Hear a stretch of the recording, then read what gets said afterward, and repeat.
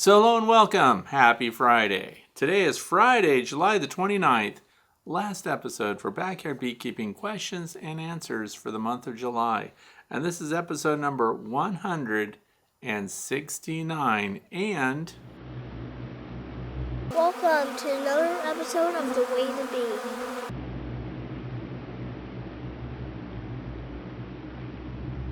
there you have it. This is The Way to Bee for my grandson Quinn. So, 74 degrees Fahrenheit outside, which is 23 Celsius. If you want to know what we're going to talk about today, please look down in the video description below. This is also a podcast on Podbean. Thank you to those of you who listen to that. So, all the stuff is there. Opening sequences, by the way. What was that? Super close up. Grooming behavior in several of my hives. So, bees come in from outside. They go on the brood area there, and they pause. There's like a grooming segment right on the frames there that a lot of bees come and use. They stop and a grooming bee gets all over them, and I want you to notice too that bee spreads its wings out and lets the bees groom it, lets the fellow workers groom it up, and then they go on about their business inside the hive. It's very interesting, this grooming behavior. I think it would be very difficult for a bee to show up coming home, going to the brood area and getting through there with a mite attached to it without having that removed by these grooming bees, because they cover them from head to toe. Anyway, if you want to know how to submit your own question, please go to thewaytobee.org and you click on the page that's marked The Way to Bee. There's a form there. You can fill it out. You can be anonymous or provide information. It's totally up to you. My first question today comes from Steve, Putnam Lake, New York. When honeybees release an attack scent, do other close-by colonies also attack? Does the scent affect other types of bees or even wasps? That's a really good question. And we know that honeybees, by the way, are pheromone-based. They communicate heavily by pheromone. They're also tactile, so they do a lot. They see things, but when they sting, in particular, they release an alarm pheromone with the stinger. So that's a big deal, and I'll explain why in a second. They can also bite and mark a target, so they can release a pheromone from their mouths as well. So, and this is how they mark an intruder that comes into the hive. When the guard bee, they have their little mandibles open and their forelimbs are up, and they could give a bite to something or they latch onto its foot. They release alarm pheromones that let other bees in that colony know, go after this one, there's a problem. So those are two pheromone sources. The other one is, of course, when the stinger stings something, as the stinger passes out of the bee into the flesh of most often a mammal, it's also covered with another alarm pheromone. So the bees know then. That's why so many stings happen in close proximity to one another. I don't know if you've ever been like grooming the yard around your beehives or something, and maybe your glove was open just a little bit and you were creating some vibration. And the one spot where you got a sting, you very quickly received a series of stings from other honeybees right there. And this is also the reason why, so this is reinforcement of the fact that the bees do sting where other bees have stung. So wherever that alarm pheromone is, bees from even other colonies recognize that as a threat target marker, and they'll sting it also. And one of the ways that we know that too is beekeepers wearing dirty bee suits, beekeepers wearing heavy gloves that have a lot of bee stingers in them as they go through their tasks in their beehives. And when they get a bunch of stings on that, then you'll find out the next bee that stings the glove stings very close to where the other stingers are located. They don't come to the glove and sting it on the other side or closer to the wrist or out on the fingertips. Where the first bee stings, the others do also sting close by, and it gets a reaction from them. So it doesn't have to be a bee from the same hive. So that's a very interesting question. It's a good one. As far as other species of bees and hornets or wasps, I don't know of any that react to the pheromone released by honeybees. There are some myths out there too about not eating bananas or having banana oil in your apiary on you, that somehow simulates the threat pheromone from bees and that you'll then be stung because you smell now like bee venom. I don't think that has played out very well. I don't think that that's true for the most part. So you're not at risk, I don't think, eating a banana in your bee yard. But if you're wearing clothes that have been stung many times, you can expect to receive more stings unless you give it a long time or you launder your clothes, which I highly recommend laundering your bee suits. Unzip the veil and do that one by hand, but do the other suits in accordance with the people that manufactured them. So Guardian Bee Apparel that makes very good vented bee suits for those of you who are working in the heat right now. It's an American company, family owned. Look them up. He recommended using Tide Free and Clear. Yeah, something like that. And talked about the whole procedure there. So go to their website, Guardian Bee Apparel, and maybe there'll be a statement there about cleaning it up. And that's one of the good reasons, other than just looking better in your bee suit. Get those pheromones off of your bee suit and off your gloves in particular. So that's a good question. Question number 2, moving right along, comes from Ron, Greenback, Tennessee. Question: when you get ready to take off supers of honey, do you use bee escapes to eradicate bees, or do you use fume boards, which I'm not sure is something that stinky, does not impart something to the honey we are taking off? Your thoughts? Thanks, Ron. Okay, well, that's a good question, and I just happen to have an old fume board here. This is what it looks like. For those of you who don't know, I'm sure there are variations of it. It has a metal top.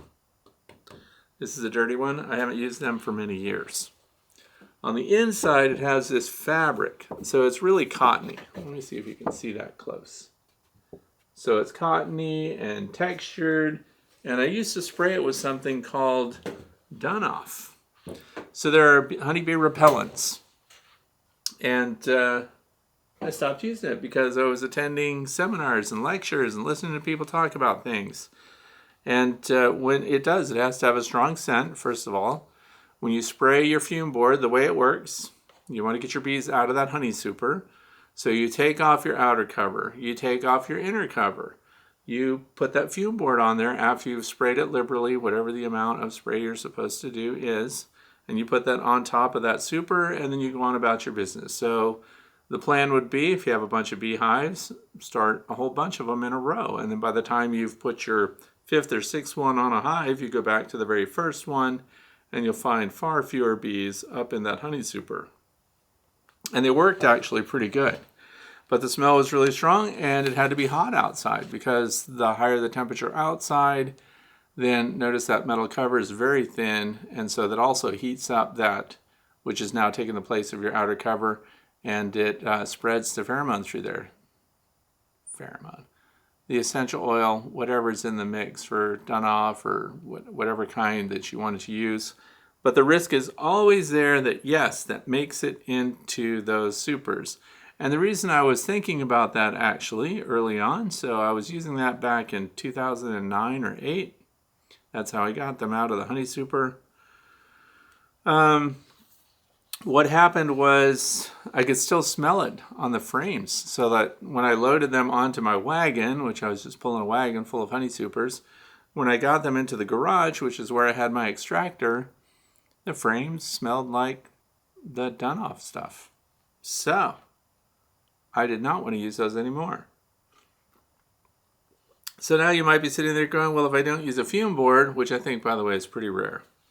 But if you don't use a fume board, how else can you get them out of there? Well, the other one was a bee escape.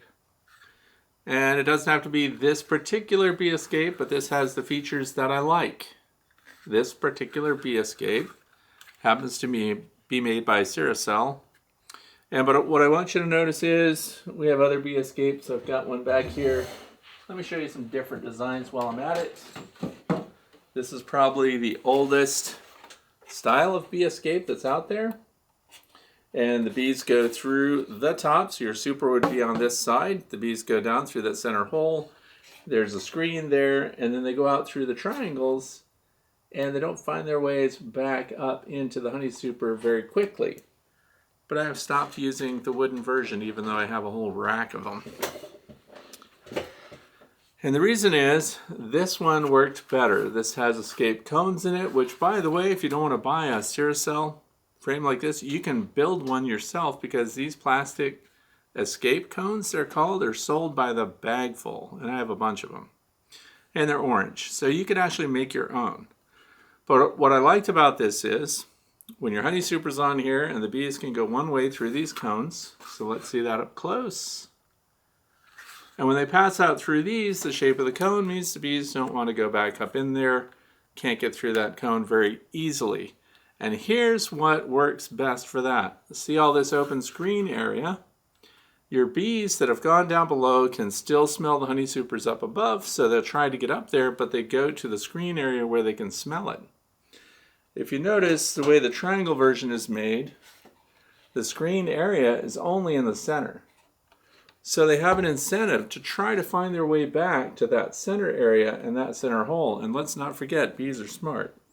If you leave that on there for a long time, they figure it out and they start going back up. With this one, they're distracted by the fact that they can smell it here, so they're frustrated trying to get up through there, and the rest of them are still coming down through the cones. And notice the centerpiece on this one, there is no screen. It's solid because we don't want to give the bees incentive to figure out that this is the path back to go above. So again, you can make them yourself. Those come from Ciracel. If you go to Ciracel and buy those, tell them I sent you because you will pay the same as everyone else. So those are the two primary types of bee escapes, but it requires removing the outer cover, removing the inner cover, lifting your medium supers. If you have a couple of them that you're going to harvest, then you would of course put your bee escape under both those medium boxes or shallows or whatever you have. And then you put it back on. So that requires lifting. That's where the marketing of the fume board seems simpler. You don't have to lift anything off yet. You're just driving them out by creating a scent that the bees don't like and getting out of there. Another thing that some people use, which I personally don't, even though I do have an electric DeWalt leaf blower that blows really strong. Some people tilt up their honey super and they use a leaf blower and blow all the bees out from between the frames. I think that's a pretty good way to create a bunch of angry bees and give yourself a bee yard that you can't walk into for a couple of days, because that is a rough and tumble method to get your bees out of your super, but I've seen people do it. If you're in a hurry, I understand. Expediency, time is money and all that. Backyard beekeepers, take your time. I say put a bee escape under there if I had to choose one method. So the other thing is, and I mentioned this to someone else who's a friend, and I said, you could just pull frame by frame, because often when we're backyard beekeepers and we're pulling honey from honey super, all the honey's not ready to harvest, but we're trying to make room because guess what's coming up right now? A heavy nectar flow. Goldenrod in the state of Pennsylvania right now is showing its color, so it's about to start blooming, and that for us is a very big nectar flow. So we have to make room for those bees. So that's something else I want people to be thinking about wherever you live. If you're about to come into the next strong nectar flow, you have to have room for them. So you might have to do an intermediate partial honey removal. And so by pulling individual frames, we still have the box on. And then we push the partially filled frames to the middle, and we've drawn out or removed the capped frames, the capped honey. And I just get them by the ears and shake the bees off, and then I put it right into, I used to have my own custom built tote, big heavy duty one, and I used those metal studs that you build walls and basements in and stuff like that, but I used those as brackets to support the frames, and that way I could put them in there, close it up, and guess what I used to use to keep the bees out of that? Those fume boards. I just laid them on top of it while I was working because I figured that also keeps bees from getting the incentive to go in there and follow the honey. So frame by frame, shake them off. And if you don't like to shake them off, or if that's too heavy, or if that seems too abrupt and you don't want to make your bees unhappy, you can also take a brush, and I like drafting brushes. So if you look up drafting tools, they have these big, like a foxtail that's very thin with long bristles, and you can brush them right off of there, and you can make that smell nice or whatever you want to do. And brush them off that way. So there's lots of methods. If you're going to lift the boxes and you're fine with that, bee escape. Those things work. And my favorite bee escape to date, as of right now, is the Ciracel. Works the best. So moving on to question number 3. Harold. Hi Fred, I started out with 2 nukes this spring. One went queenless and is still working on its winter supply, but the other nuke exploded. I started them out in double deeps, and a week and a half later, They had every cell in the boxes filled with honey and nectar. I split the hive and put 3 brood frames with resources in a new box and started watching them closer. They have filled another deep and a medium. I just put another medium on the hive.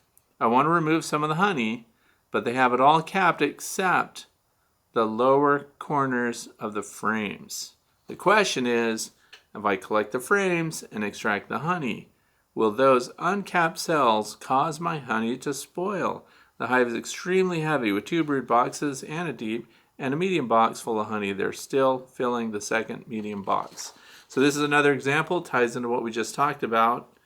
Be ready to expand your colonies. You're either going to have to remove frames of honey or you're going to have to add supers this time of year to make sure we don't get late season swarms. Hard to do sometimes if you can't get out there. Okay, so here's the thing. This happens a lot. You pull up a frame and it's 80 to 90% full of capped cells of honey.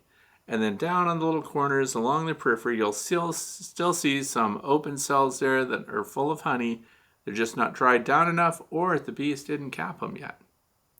So there's some options there. If you have this just happened to have this here. If you have a refractometer like this or any of the other ones, you can get your toothpick out. You can get a kebab stick or something like that, which you should have with you so you can poke around and get some of that honey out of there and put that on here, and you can find out if the water content is low enough. But here's the other thing that I want you to think about. Most of the frame is capped. That means the remaining cells, generally speaking, are also nearly finished. And when it's like that, you'll find that they're often well under 19%. In fact, when there's been 80% or more of the frame capped, and I've been out there with toothpicks and things and done my refractometer checks, they've never been too wet. So here's another thing that you could think about. If you take the frame and you tip it and you give it a shake, if it shakes out easily, then it's too wet. If it stays, you give it a nice shake and nothing comes out, or you tilt it really well and it's really got some viscosity to it and it's not running out of those cells, I would say go ahead and take it.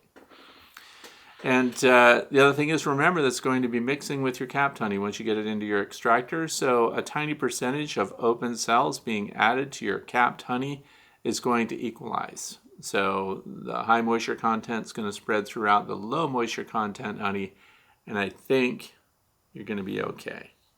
Now, if you're pulling it up and if a third of it is not capped yet and stuff like that, you can give it the shake test and stuff like that. But me personally, I'd leave that one on and let the bees finish it off with caps. So that's it, pretty easy. Everyone should have a refractometer if they want to, but there's lots of, ways that people decide that they can check. The shake test is probably one of the most common ones. Some people like to put the honey on a knife edge and see if it goes all the way to the end before it drips off, or it drips on its way down. So there are a lot of things that people come up with, and you can develop your own practical tests. How would you do it? Well, first of all, you need honey that's too wet. So let's say above 20%. And then you need honey that's where you want it, 19% or lower. And then you pick a specific knife blade or specific tool or something that you plan to use later, and you look at the behavior of the wet honey. Does it really travel all the way down that? And you can get really specific. What angle do I need to have that on exactly to make your test repeatable? And then you see, does it make it halfway down, 2/3 of the way down, and then drip off when it's too hot? Oh, then you mark that with a grease pencil. And then you take your honey that's good, and you take the exact same blade, all cleaned up, all dried off, and you put the same amount of honey on it, and you watch to see how it drips down the blade, and if it makes it all the way to the end, well, then you've got your practical test. See how much fun that is? And it's a good lesson for kids, too. So if you want to try to come up with your own method that it doesn't involve a refractometer, but tests more the viscosity of the honey, and you should be warned that you better do that in the same temperature too, because if you do that on a really cold day, even honey that's a little more wet, for example, would have greater viscosity, and on a really hot day, it might drip sooner. So temperature would be part of your test parameter. Anyway, I think that's pretty much it. So the next question is number 4, Pam from Alhambra, California. I started a new hive in April and I'm a beginner beekeeper. I fed them sugar water at the start and thought they were thriving until recently. Their numbers don't seem to be increasing and I don't see great numbers of eggs being laid. When I inspected today, I saw the queen, so I know she's there. They also haven't completely drawn out 2 of the combs. What am I doing wrong? Should I be feeding them more? Do I need a new queen? Number 2, also notice that I have garden lizards around my hive. And I've actually witnessed one pluck one off the retaining wall and the hive it sits next to. Could that be the reason for my low numbers? Okay, I would like to know the species of lizard, by the way, but I don't think that's the problem. So there's stuff missing in this question that I would really like to have to give a more thoughtful response. One would be, it says I started a new hive in April. Is that with a package? Is that with a nucleus? Did someone catch a swarm and did that get hived? And how many bees were there? Like, did it fill a box? Were there 3 frames, 5 frames, 4 frames, and so on? So we know that there's a queen there. I also don't know what size hive this is, 10 or 8 frame. I'm just going to guess it's a Langstroth. Okay, so we have to consider how they're configured right now. So the other thing is it doesn't say how many boxes are on there. It says they haven't completely drawn out 2 of the combs. 2 of the combs out of 10 or 8. So by drawn out, meaning that they've drawn out the wax cells, but not necessarily provisioned the cells with resources. So there's a lot missing here, but the number one thing that I personally would do if I had a colony that was lagging behind like this time of year, when it's kind of too late to start off something new, but it sounds like they may have been underpopulated to begin with, and I would consider transferring all of them into a 5-frame wooden nuke box until they start building back up. And if they're coming out of a 10-frame, for example, you would put all the brood and a couple of nice full frames of resources in there.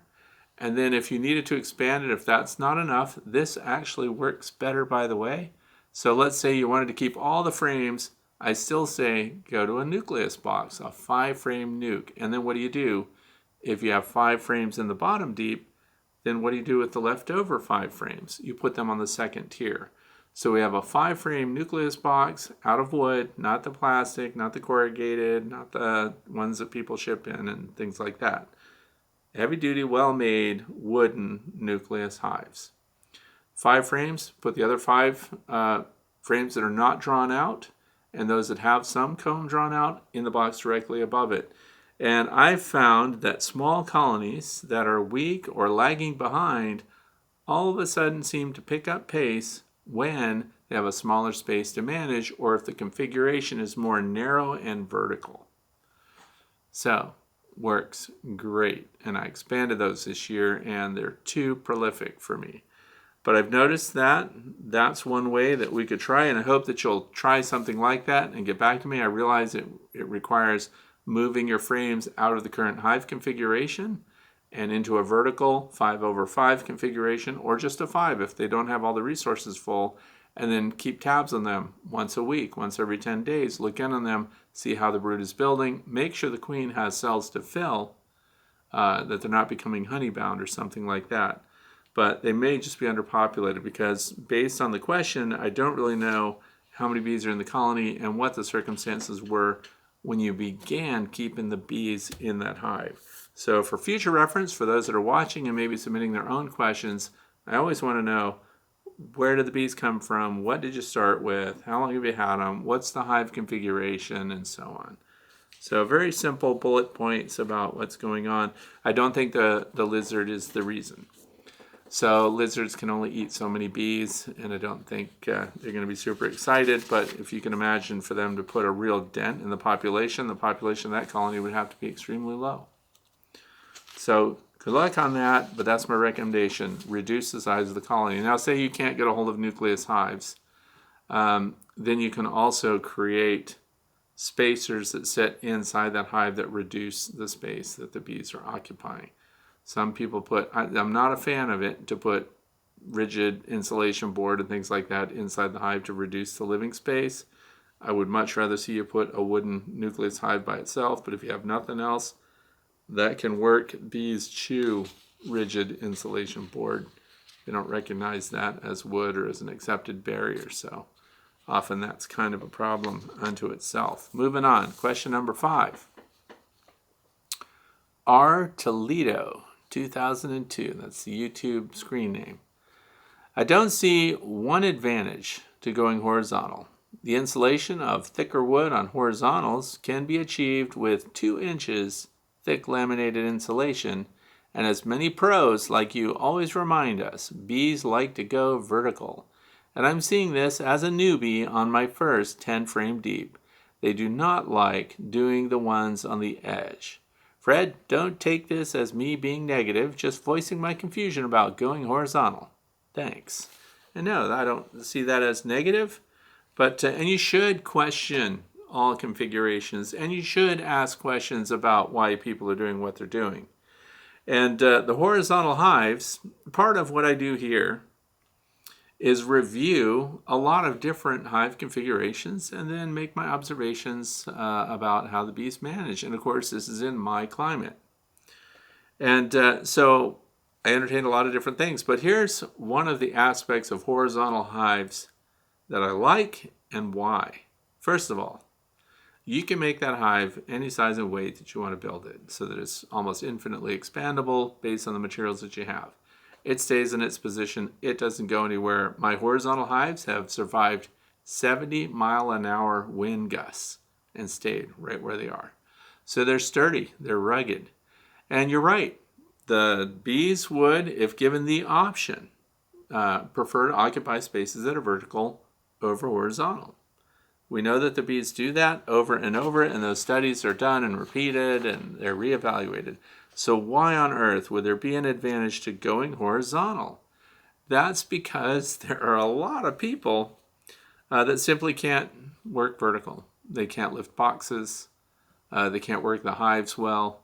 A lot of people take up beekeeping when they're in retirement. And they have the time to do something like that. People are mid-stride in their professions. I went to a presentation recently, and the individual spoke about doctors and lawyers and people that were trying to get started with beekeeping, but they still had their jobs, and they never showed up for bee training. They never showed up for taking care of the hive. He even put hives on their property. They never made, the slightest movement to take care of those. So what happens is people later on in life tend to have the time to do it, and so they do. Well, also, people aren't as strong physically as they once were. There's another group that is also about accessible beekeeping for people that have handicaps or physical challenges and things like that. Once again, horizontal hive configurations are fantastic for that because all of the lifting comes into one frame. So unless you're putting a bunch of them, in a tote and trying to haul them away, but you have the option to only lift one frame at a time, and it keeps beekeeping accessible. And some people have kept bees their whole lives. And they've been able to lift deep boxes and mediums, and they've been able to do all the traditional processing and movement of heavy equipment. But as they get older, they would rather not give up beekeeping, but would like to do it in a way that isn't so hard on their hands, which often are affected by arthritis, and they have limited ability to grasp and hold and lift. And so horizontal hive configurations provide more accessibility. And we can go to the other end of the spectrum. So I have grandsons. Their oldest one's 6 years old. So they can lift frames. They can't lift boxes. They can't even pick up a medium super. So when children are starting out in beekeeping, of course they need to be supervised. But let's say you had a grandfather or a great-grandfather that wants to pass this on to their kids. Horizontal hives provide accessibility and ease of use. So now, do I think, if I broke it right down, horizontal hive compared to vertical hive configuration, which ones would the bees do better in? Well, right now, based on the example. Although my long Langstroth hive is shoulder to shoulder with the Layens hive as far as population, buildup, and everything else. But historically, they haven't gotten through winter very well, either in the Layens or the long Langstroth. However, this year the populations are stronger, resources are more plentiful, and so now we're going to have a real advantage going forward to see how they get through winter. But even small colonies do well in the verticals. So horizontals do, in my opinion, offer some challenges. And yes, you can super insulate a vertical hive if you wanted to. I haven't had to here. I've insulated the inner cover. We're going to talk about that a little bit because somebody else had a question. But here in the snow belt where I live, the heavy sidewall insulation has not been necessary. Is it a benefit to the bees? It is, but it's also not a negative for them to just have the 3/4 inch pine or wood boxes for the sidewalls, provided that I give them an insulated inner cover. So then, we're on equal ground now.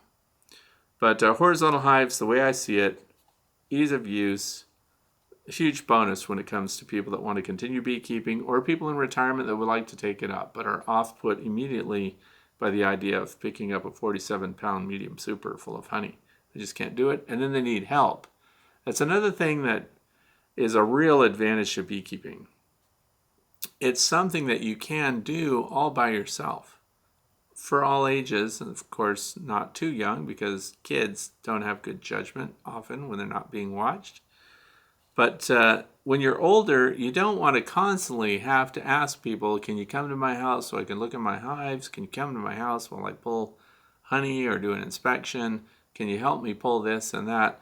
That becomes a burden, so you don't want to burden other people. You want a hive configuration that once it's set up and running, you can attend to on your own, regardless of limitations.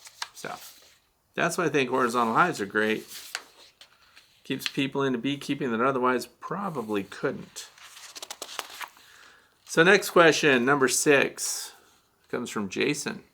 It says, I have an 8-frame hive that has finally gotten built up to 2 8-frame deeps and was wondering if you felt there would be enough time for me to build out a Ross round box.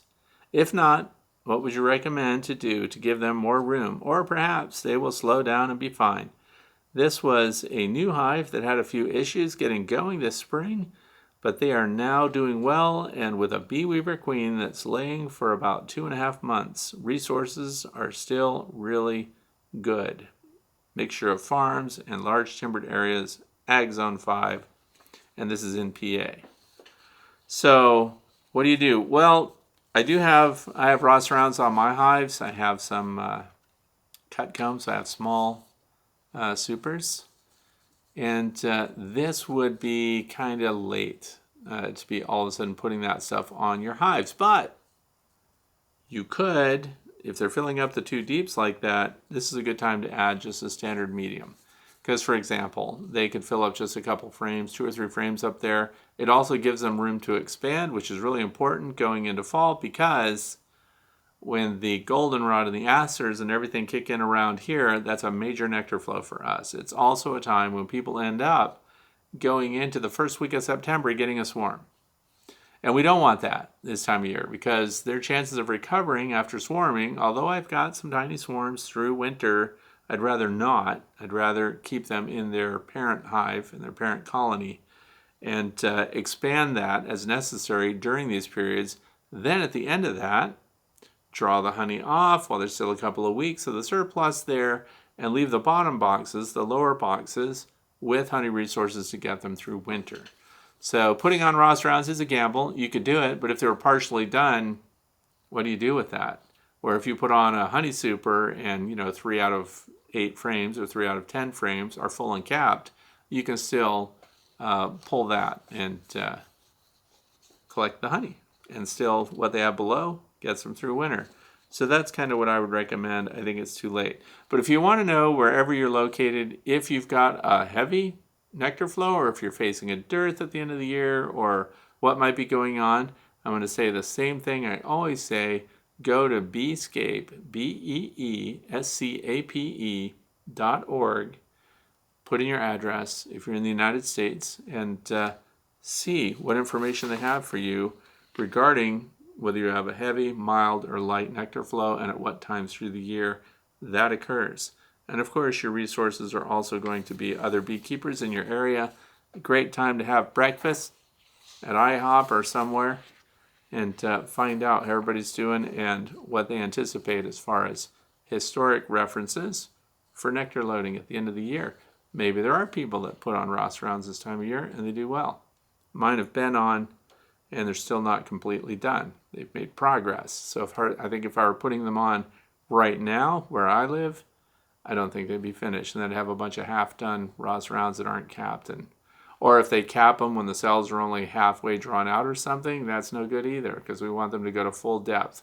We really want them loaded. So I recommend just supering as needed. Question number 7. Grilling Network is the YouTube name. Long-time listener, first-time caller. My name is Alan, and I am in my second year of beekeeping and live in Los Angeles. I currently have Apimae, I don't know how to say it, Apimae beehives, which are hives that are insulated and have been easy to manage. My son and I recently volunteered at our local county fair, and we were gifted with 2 nukes. I was able to get another Apimae hive on time, but needed another hive for the second nuke. A fellow beekeeper from our bee association was kind enough to give me some wooden ware and challenged me to use it. So now we're going to have Apimae insulated woodenware. Standard Lang, I'm guessing. Now to my question. I rewatched your episode number 149, Beginner Beehive Configuration. I would like to clarify the basic or default configuration. Is the bottom board, slotted rack, deep brood chamber, medium brood, insulated inner cover, and you add remove honey supers, and for the rest of the time leave the modified insulated cover you made on? I'm assuming this would be beneficial in warmer climates. We don't get cray winters here. I know there's more than one question, but hopefully you can clarify. Thanks in advance. Okay, the best way to respond to this would be a drawing. So, I made this drawing. Langstroth hive. And I know we go over this, but it doesn't hurt to redo it now that people might be in the same pickle where they have to extend things. So, this is the configuration, and remember he's doing Apimae. This is a wooden hive configuration. Here's my standard setup. Solid bottom board. Or a screened bottom board that's enclosed so that you can pull the tray out and things like that. The very next level is a 2-inch slatted rack.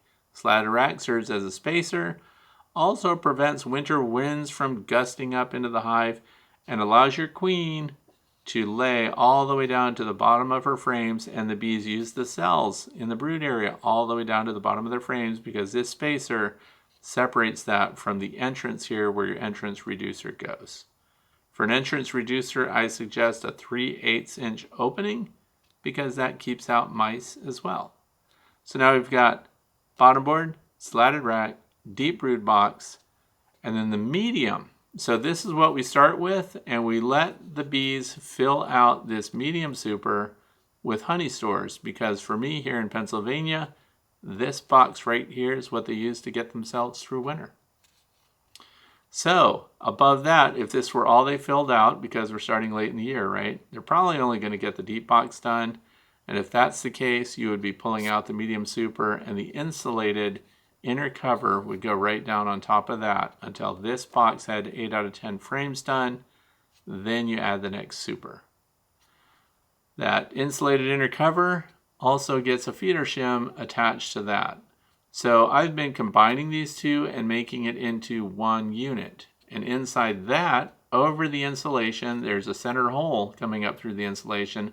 That's where we have been putting Hive Alive fondant last year, and it did so well. I did it on 50% of my colonies last year, So I'm putting Hive Alive fondant on all of my Langstroth hives going into this coming winter. So that feeder shim, and then of course as you expand, you would of course move these two up, put another super there, and then put these on top of it. This is a hive visor. I have a video on how to make them yourself. You put that down here, usually on that first box or around the middle of the second box up from the brood box there. And that gives them a shaded area, shelters them from rain, which by the way can happen a lot at the end of the year, and it drops temperature on the face of the hive and the landing board by an average of 15 degrees. So hive visors are still in play, those are good. Feeder shim, and then an insulated outer cover over the top of that. So it's double insulation, kind of redundant. There is no leak path through your insulated inner cover because there's a fondant pack on it, or there are plugs that go in there. This is the insulated inner cover we're talking about. It has a hard plastic underside so the bees can't chew into it. They go up through this hole. Your fondant sits here. I do not like the edges around it because when you put a box on it, the feeder shim that I have in the drawing there's a leak path around these edges and air blows through here. And what I want is to have a dead air space here and then an insulated cover on top of that. So this box around here could be just 3 inches, but I do 3 inches will accommodate a rapid round if that's what you want to use. But instead of dry sugar in wintertime anymore, I'm putting fondant packs on here. That worked so well, I'd be silly to stop doing it. And last year's the first year I did that. All the years I've been keeping bees, I always put rapid rounds on, dry sugar. That still works. Worked last winter, but the colonies that had these on them and the Hive Alive fondant packs on them did much better than the colonies that just had the inner covers or my feeder shim combo boxes. These were much improved. So, but as I said, I like to put a 3-inch wooden trim around this, and then I use expansion foam around these edges to combine these and make this one piece because I don't pull this out. This is reversible. It's got some features where you can have an entrance through the end. So there's a hole right here for that. But I close that up because I have reversed the insulation pack. So it closes that off so the bees can't get through to come out here because I don't do any upper venting, no upper entrance. And it keeps it all closed up. And that has also been part of the success of my bees here in this climate. So this is my preferred unit now. Those are made by Bee Smart Designs, and they're sold a lot of places, Amazon, everywhere else. They're sold at Better Bee. If you go to Better Bee and get one and tell them that I sent you, you will pay the same as everyone else. So, but at least they'll know that you heard about it from me, so that's good. So that's it. That's the configuration today for my Langstroth hives that does extremely well in this climate, which is highly variable. We get heavy rain, heavy wind, we get heavy snow. And the other thing is that I'd like to add and put on here, but where I am, if you're setting up your hive right now for some reason, please have your landing board 18 inches from ground level. I know some people put their hives right on the ground and everything else. But here where I live, skunks come after your bees and they scratch on the hives, and you'll see little muddy paw prints on the support system for your hive, so your hive stand, and you'll see little muddy paw prints on the edge, and this is where you walk by a hive that you're just drinking your coffee, wanting to see how things are going, and guard bees come after you. Because what you don't know is all the way up until about 4:30 in the morning, there was a skunk out there snacking on your bees. And you might be saying, Fred, I don't have skunks, I don't need that, I don't care. Okay, so here's the thing though. See, I like to fail safe. So, if you put your hives 18 inches off the ground at the landing board, you're out of skunk range, but you don't have skunks, so what? What's the drawback? In the wintertime, when the bees fly out of these landing boards, they do their cleansing flights. If you're very close to the ground, the chances of them piling into snow and being stuck and dying are increased the lower they are to the ground. So the higher your hive is, we've already messed up the bees because they're not up in trees, they're down in these boxes. The boxes are near the ground. I don't know that bees would, on their own, actively occupy a hive that sits right on the ground. Everything comes after them. Then they have to fight everything off. So that's my configuration. And that's an interesting question. And yes, that stayed pretty much the same. What has changed is instead of my combination Feedersham inner cover combo pack with the insulated cover on that, now it's these insulated inner covers by Bee Smart Designs because they're so simple. They're lightweight. You can just store them and set them out there. Oh, I did want to mention something about this though. See these little pegs on the bottom here? So maybe you've got a hive configuration where the box dimensions are a little off. Guess what I do? I take a carpenter chisel and I chip these things right off. I don't need them. And then you think, well, then when you put it on there, what holds it in place? Won't it just slide everywhere? No, the bees glue up those edges right away with propolis, and that holds them in place. Plus, when you put the lid on, you can strap it all down, which I highly recommend, by the way, shipping straps on all of the hives, except horizontal hives. Don't need them. Latches are fine. They never blow over. So, that's it for that. I think I covered the ground. Good stuff. And I like horizontal hives. I like Langstroth hives. I like flow hives. So some people meet me when I go places and they think, the flow hive guy, and then they're mad about it. Well, no, I'm a beekeeper and I'm a bee guy. So it's not just about flow hives or nucleus hives or observation hives or Lands hives or Langstroth hives, long langs. I like bees. I like keeping bees. The biology of the bee stays the same. It doesn't mean I'm committed or married to one style of hive only. I like to have diversity because then I can make my comparisons under the same conditions in the same climate, which hive configurations work best for me here. So it's a lot of fun. Moving on, question number 8. I like this name. This is Jess from Wicked Good Bulldogs. And they spell bulldogs Bulldoggges. So interesting. I follow your overwintering method when it comes to no upper venting, insulated covers. I get mine from Better Bee. That's right, Better Bee sells them. And keeping the entrance reducers on for mouse guards, etc. I live on the coast of Maine believe it or not, it's in the 90s and humid this week. Our bees are hot. I'm not seeing extreme bearding yet, but my bees are naturally bearding on the hotter days, and I want to make sure I'm doing this right, as I'm pretty sure my mentor thinks I'm crazy. Get that a lot from people that follow my methods. I've decided to keep my insulated covers on year-round instead of switching them out for more standard top cover. Let me stop there. Yes, keep your insulated covers on. That insulated inner cover, insulated outer cover, keep that on just like that year-round because insulation works to repel heat and give them better control of the climate inside the hive, as well as retaining warmth and keeping the cold from sucking all the heat out of a space in the wintertime. So yes, insulated inner covers, insulated outer covers, stay on summer, winter, fall, spring, all seasons. Good call. Also, and maybe this is part of what I'm doing wrong, but I've kept my entrance reducers on. It's set to the larger opening. Have you mentioned that you keep your reducers on year-round, or is this something I imagined? Do I need to open up my entrances? I also use solid bottom boards.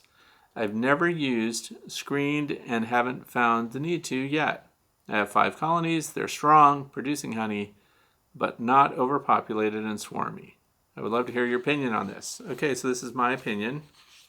Yes, I also leave the entrance reducers on. And unless I see a solid traffic jam at the entrance and the bees cannot do the functions that they normally do, there's no reason to open up the entire width of the landing board and let all that air just flow that way, because guess what bees do?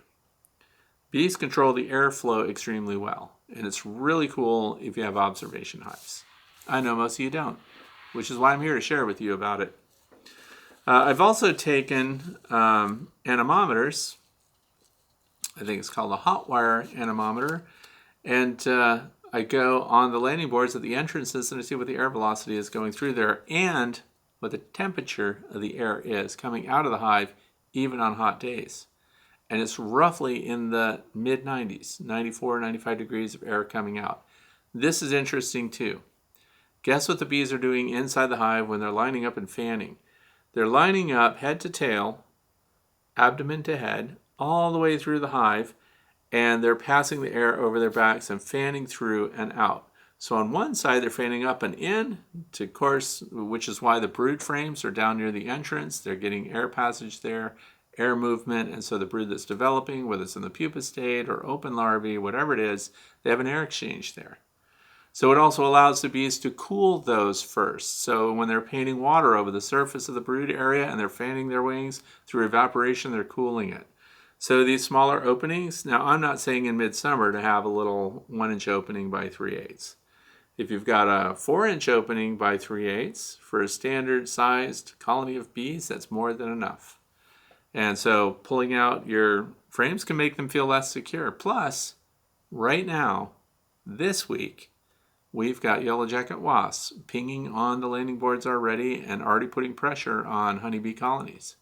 So with these 3 or 4-inch width, 3/8 inch high entrance reducers, they're doing really well. The other thing that's doing well still, and I get questions because these did not disappear, these are the HiveGuard, HiveGate units.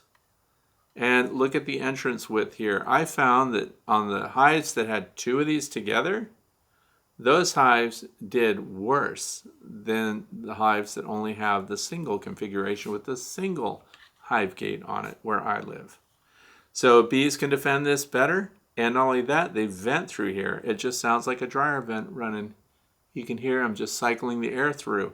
And when the bees line up in these channels and they go face to back and so on, they're either drawing air in one side or out the other, and it's a very efficient way for them to move air. This is also why I don't like the open screen bottom boards. I like screen bottom boards. I don't like them to be open to the air underneath. In other words, screen bottom board, tray underneath, and a closed in back, so that they're not venting their air and the scent of honey and everything else all around from outside through their screen bottom board, so it's not open. So if we had a solid bottom, an inserted tray, a screen over that, because now we've got IPM, Integrated Pest Management. So whatever passes through that number 8 hardware cloth, it goes onto the tray, and you can pull that out the back and close up the back. So it needs a closing system, in my opinion. And so that's a good screen bottom board, and it lets you inspect the bottom boards and look for mites and things like that to see what's dropping down there, see what's going on in your hive.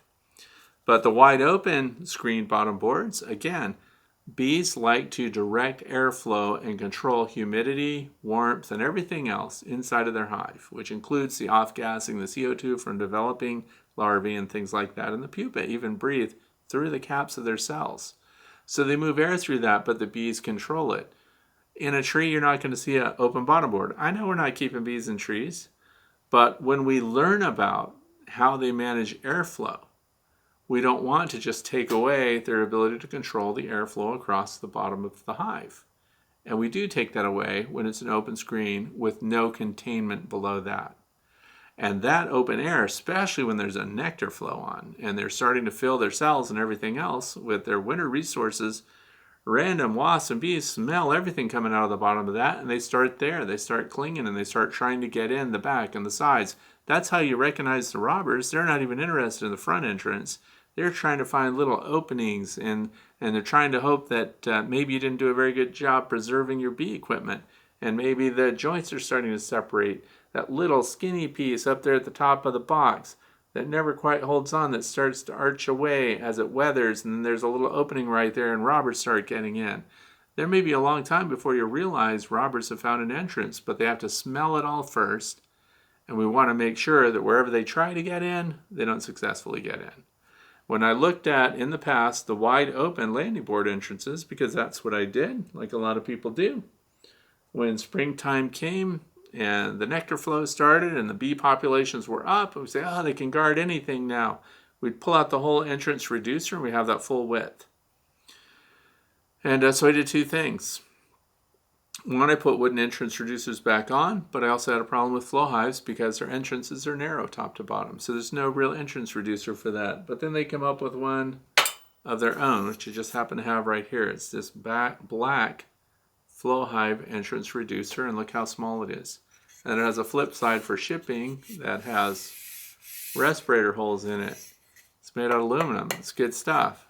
I don't like it. So no hit on the flow hive people, but that, especially it's black, by the way, it sits on the front. If you've got midday summer sun hitting that, then that thing really heats up. I did not like it. So what I did to narrow the openings for flow hives or other thin entrance configurations is I rolled aluminum screen and I filled in the sides and gave my bees the 2.5 to 3 inch width opening there. And I used that anemometer and I went along with a little telescoping sensor. And where the screens were, they had an equal amount of air movement. So the bees were actually using the screen to pass air through. And there was no jam of bees trying to get in and out through the reduced entrance. So the screen allowed air movement, prevented robbing and entrance by unwanted customers. So, I hope I explained myself on that.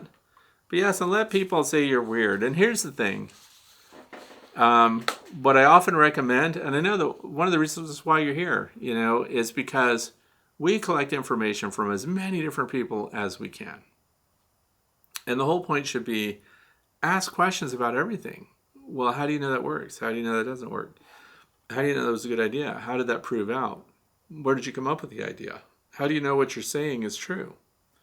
So one of the best ways that you can prove things out for yourself where you live, because everyone's practices don't work everywhere. Everyone's heavy insulation, for example, would not be necessary everywhere. And the litmus test of that is how well are your bees doing? When you look at them, how's the brood look? How's the population? How are they reacting to the environment? Are they doing everything they're supposed to do? Well, there's that old saying, if it's not broken, you wouldn't fix it. So if we're making modifications, you wouldn't do it to every hive you own at the same time. So we do our modifications incrementally. Sure, I could take a beehive and I could insulate every part of it if I wanted to. And then maybe they did really well, but also maybe the environment did really well that year. Maybe the winter was mild. Maybe all these other things happened. But unless I have one with and one without, I have no comparison. And if I have 5 with and 5 without, I have a really good opportunity to evaluate that, as I did with insulated inner covers. If I had 10 with and 10 without. Now my goal used to be to have only 10 hives. Well, I have 27 now. So then the silver lining of that is it's more bees than I want, but the silver lining is I have more bees to develop my statistical data regarding modifications to the hives. What one's working better? So if I put more insulation, if I insulated every hive all at once, then I wouldn't know if one did better or not. So I had hives that are not insulated, hives that are insulated, hives with insulated covers, hives with standard wooden 3/4 inch covers. So what was the response of the bees? How did they do that? How about configurations? Horizontal, vertical, 5 frame over 5 frame, 10 over 10, 8 over 8. I've gone to 10 everything, by the way. And that's not because 10s are better than 8s, but I got sick and tired of running to get a super because the colony that I was inspecting was wall-to-wall jammed with honey. And I go and I can only find 8s, or I have a 10 and I need an 8. So I've gone to 10 frame boxes for everything Langstroth. And same thing with the flow hives. I don't like the 6 frame flows, which are the 8 frame boxes. I've gone to the 7s with the 10s exclusively now. And I still have a couple out there that are the 8 frame size, which are the 6 frame flow supers. And I'd like to get rid of those and replace them with full 10s. And I just like them better.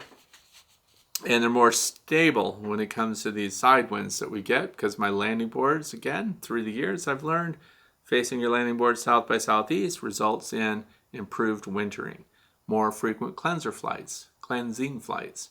Also, a quicker response to resource cues out in the environment early in spring. And so there's just a lot of advantages to it.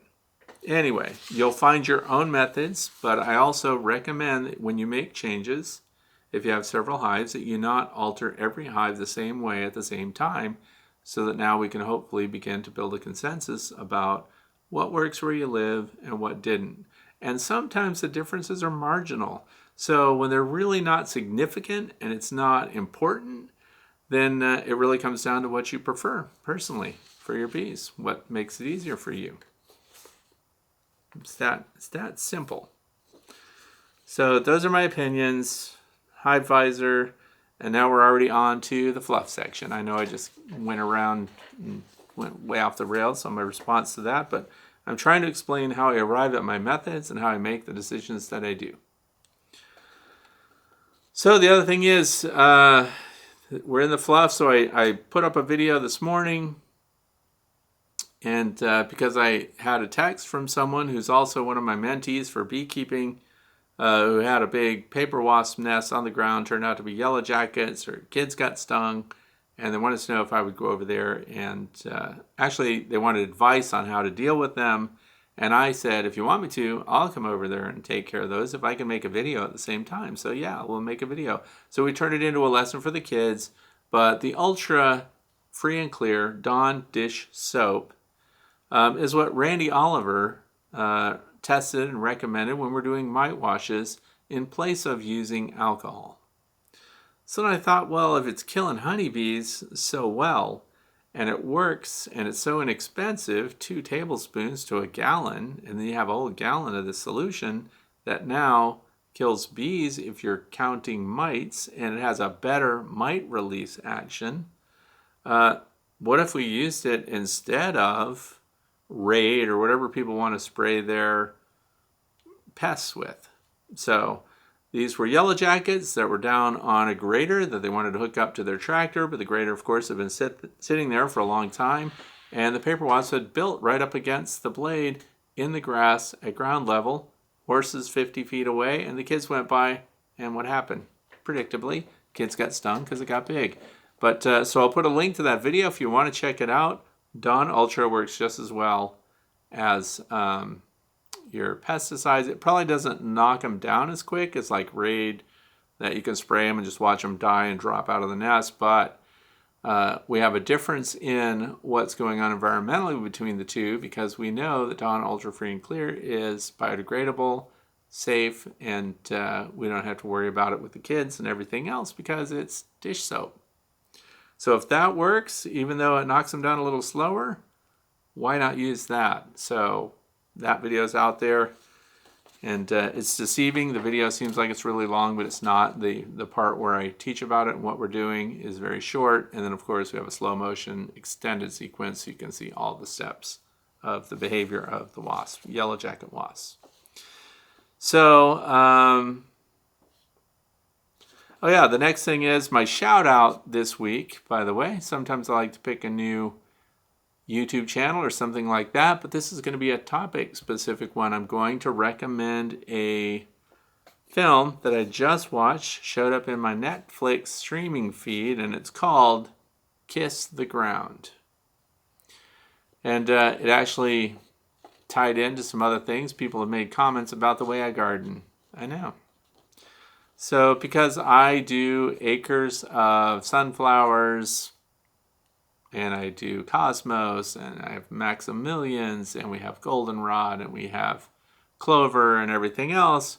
But someone said, hey, when you're doing that kind of tilling, you're destroying all the microbes in the soil. You're wrecking the soil. You should do no-till planting.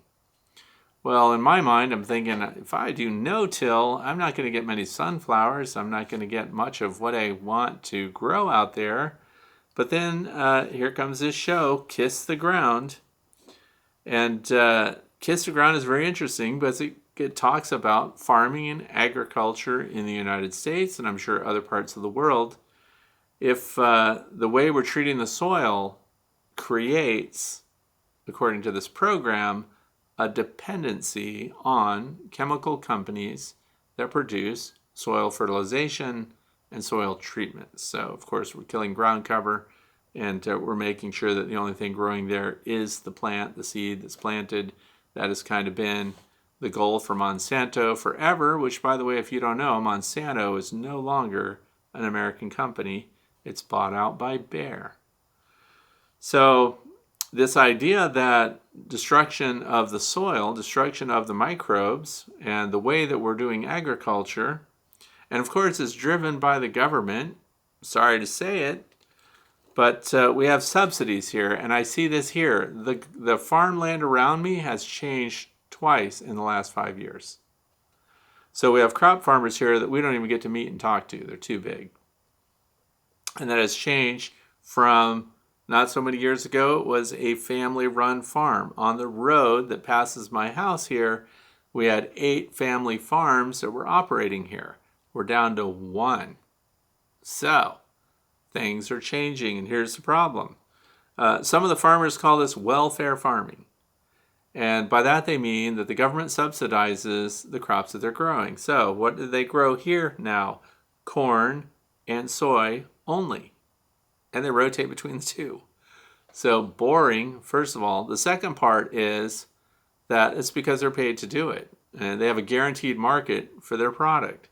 So it seems appealing. But the thing is, once you get locked in, and I do remember talking to one farmer before that just the cost of the fertilizer necessary, and because it's specific to the crop that they're going to grow, and of course the treatment of the soil before the crop is planted, and then once the plant germinates and is growing, there's another treatment that goes on there to defeat all the competing ground cover.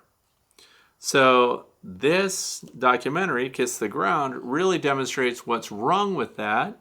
And they've got some model farms, of course, that have to justify that more money can be made by actually treating the soil well, abandoning the dependency on subsidized crops, and instead diversification of the farm. And everyone I've talked to over the past year that's doing research, even in bees, for example, they always swing it around to bees are negatively impacted by land use.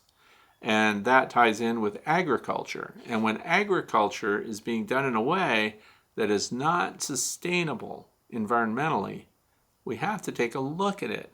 And since the government subsidizes corn and soy, that means your money is subsidizing it. So you're paying. So therefore, your financial vote is important.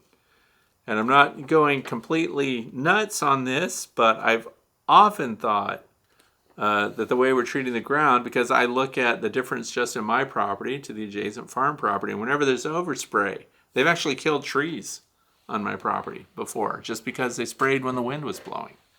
And my bee yard is right there, right up against the property line, and often the huge tractor will stop right there while the guy makes a phone call, sitting in the cab, vibrating the soil and everything else, and there's big bee signs out. Now, I'm not a commercial beekeeper, and the impact is tiny, but did you have to stop right next to my bee yard with your giant spraying rig? So things are changing, and I think that we have an opportunity collectively by casting votes as dollars in what agricultural ventures we support when we buy. So, interesting stuff. Kiss the Ground. Check that out. And so as we close out today, I'm going to leave an extended video of the bee grooming that was so interesting at the very beginning, and you can just watch it and see how they behave because it's just kind of interesting. They're incredibly detailed in how they groom bees that come in and need to be cleaned up by the groomers. How they decide which incoming forager gets diverted to the groomer, I don't know, because it's not like there's a worker just inside that when the forager comes in and goes to the dance floor, if they're communicating that they've got a nectar resource or a pollen resource, they go to the dance floor and do their waggle dance to let the others know where to go and get some of the same stuff. Or is there a worker that's there that as they come in goes, beep, you got to go over here to the grooming area, because this is interesting. The grooming is occurring, so if this is a deep single frame, right? Over here in the lower quarter of that frame, that's where all the grooming is happening. It's really interesting. So what makes a bee decide or gets forced into going to that corner, spread your wings out and get groomed? I don't know. It's interesting stuff. Fun to watch. But I do want to thank you for being here with me today and for watching, and for those of you who submitted your questions. And again, please don't forget to look down in the video description to see other resources based on today's presentation. Thanks for being here, and I hope you have a fantastic weekend.